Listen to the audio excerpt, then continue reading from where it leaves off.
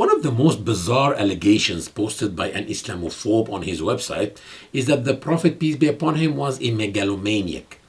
This is really absurd because the Prophet is known for his extreme modesty. To prove his allegations, this man decided to use certain incidents from our religion. He used as evidence two sayings of the Prophet that had been narrated by Anas, a well-known companion of the Prophet, who narrated many of his traditions. The first one says, "None of you is a true believer until I am more beloved to him than his children, his parents, and everyone else." So this man's argument was that it wasn't normal for someone to demand love or to order people to love him. The man also cited another saying by Umar ibn al-Khattab, who was also a close companion of the Prophet. Umar said to the Prophet, "Indeed, you are more beloved to me than everything, except my own self."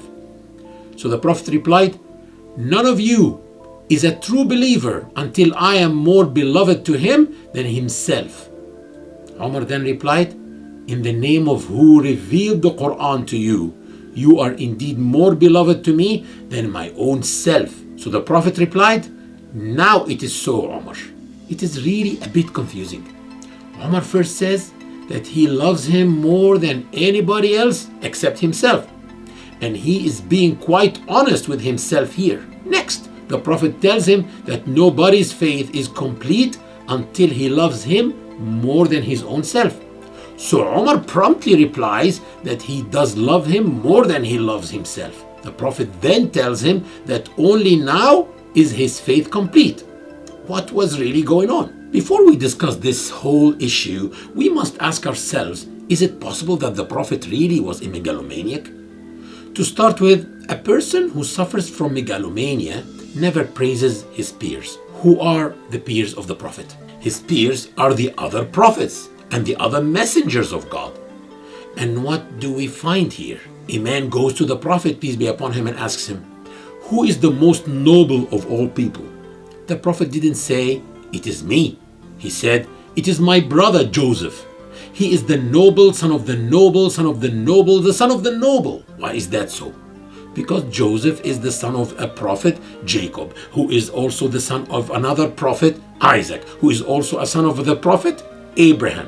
That is why he said that Joseph was the most noble, being a prophet and the son, grandson, and great-grandson of prophets, a fourth generation of consecutive prophets. The Prophet Muhammad, peace be upon him, also says about Jesus, son of Mary, "I am the closest to Jesus, son of Mary, in this world and in the hereafter."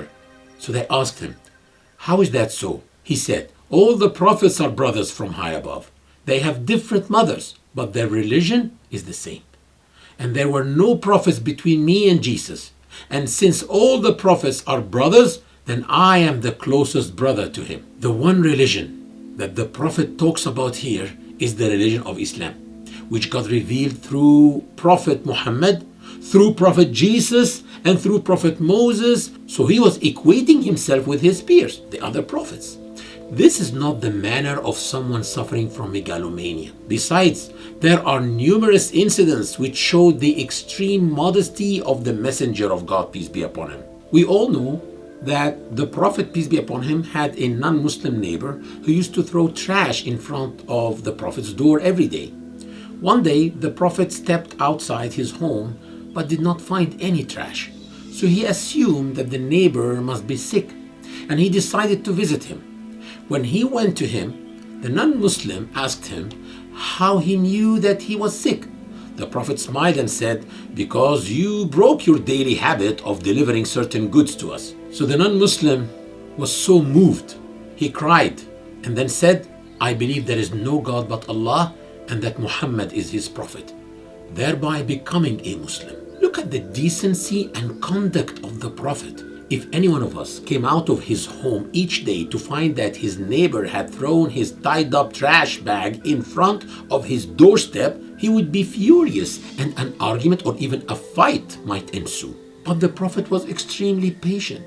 He would calmly remove the trash from his doorstep every day, and when one day he found no trash, His first thought was to worry that the neighbor may be sick. Such magnificent behavior. How can a man like that be accused of being megalomaniac or of being conceited? Every one of us, if in this situation, would think to themselves, who do they think they are to throw trash on my doorstep? Yet, Muhammad, peace be upon him, despite being a prophet of God, never asked this question. That is the antithesis of megalomania.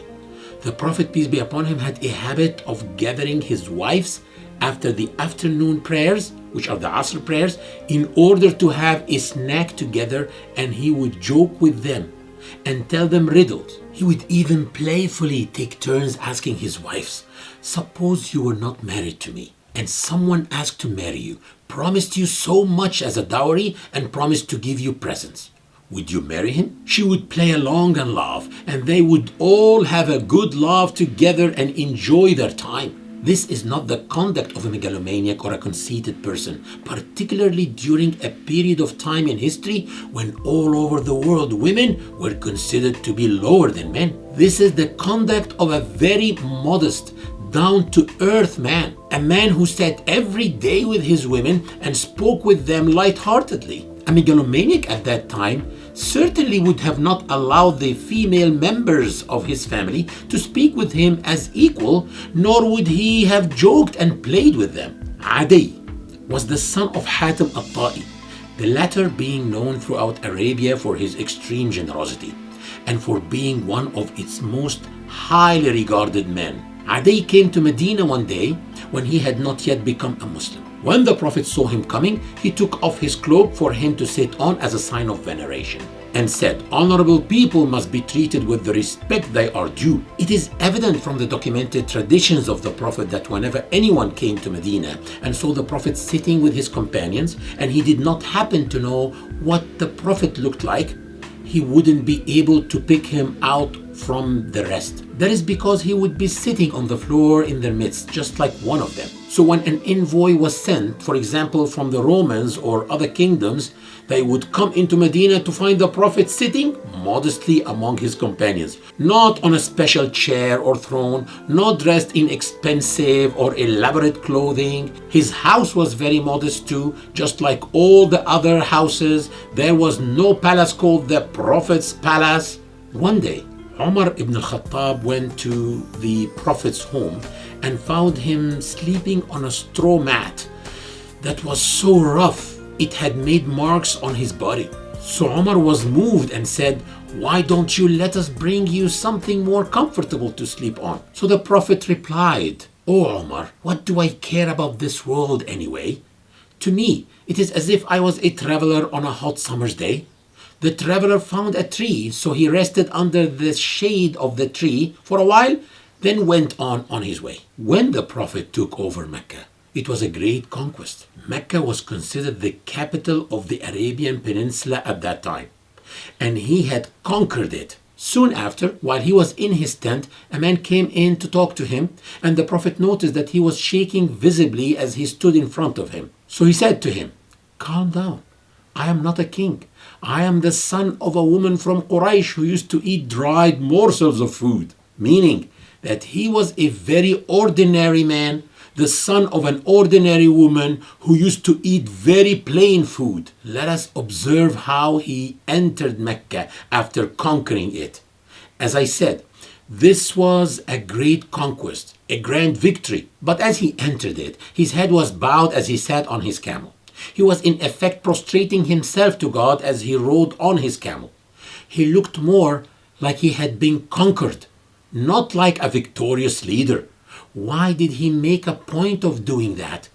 Because he intended to conquer himself, his ego, and any pride that may have been inside him. And here is another example. He said, don't revere me like the Christians did to Jesus, son of Mary. Meaning, do not worship me, for I am a servant. So call me God's servant and his prophet. Always call me a servant, so that you can always remember that I am but a servant, and so that I can always remember my place. One day the Prophet, peace be upon him, sat down to eat. As he sat, his head was bowed so low, he was practically prostrating as he sat on the floor eating. So his wife Aisha said, don't be so hard on yourself. Why don't you sit comfortably or lean on something as you eat? He answered, but I am a servant, so I must sit like a servant and eat like a servant. Who am I? I am nothing. Can you imagine the Prophet, peace be upon him, who is the greatest of all mankind, talking about himself like that, with such modesty? Lady Aisha recounts that he used to actually serve his household. It is commonplace these days all over the world that in most households the wife serves her husband and children. But the Prophet of Islam used to serve his family. Aisha says he used to clean the house and mend his own clothes. If a megalomaniac man loses a button of his shirt, he will tell his wife to sew it on, but not him. He used to sweep the floors in his house, mend his own clothes and shoes, and clean them as well. Now, let us go back to the story I was recounting at the beginning, when Umar ibn al-Khattab said that he loved the Prophet more than anything except himself. But the Prophet told him that he must love him even more than he loves himself in order to be a true believer. Umar had then immediately answered that he was indeed more dear to him than his own self. Then the Prophet said, now that's it, meaning now you are a true believer. To understand this story, people should be fair. An unfair person typically gives more worth to certain things or people than what they deserve. For example, a man may love his wife more than any other woman, despite the fact that his wife is not the best woman or wife in the world. So why is she the one who is deserving of his love? Yet despite this, a man must love his relations, such as his children, more than any other children in the world. Are they the most perfect children on earth? Of course not. But because of the special relationship between them, he loves them more than any other children. Similarly, a person loves his parents more than any other parents, although they may not be the best parents, but simply because of that special relationship that exists between them. Well, doesn't that make people unjust? Logically, truly fair and just people should direct their love at those who are the best among people. Therefore, when a man loves one woman more than any other, it should be the most wonderful woman, not his own wife. The child he loves the most should be the best child, not his own children, simply because they are his children. And he should give the most love to the most perfect parents on earth, not his own parents. But if things were this way, life would just not be pleasant and would be unbalanced. Each person must love the people in his life and love himself too, more than he loves others, though others may be better people. So in order to avoid being unjust and in order to truly appreciate the good qualities and characteristics that Islam encourages in us, the solution is that a Muslim should love above all else the human being who possesses all of these qualities. So to truly appreciate justice, one must love the person who is the most just. And in order to truly appreciate honesty, one should love the one who is the most honest, and so on. All human perfection is embodied in Muhammad, peace be upon him, who was the most generous, just, loving, honest, and merciful human being.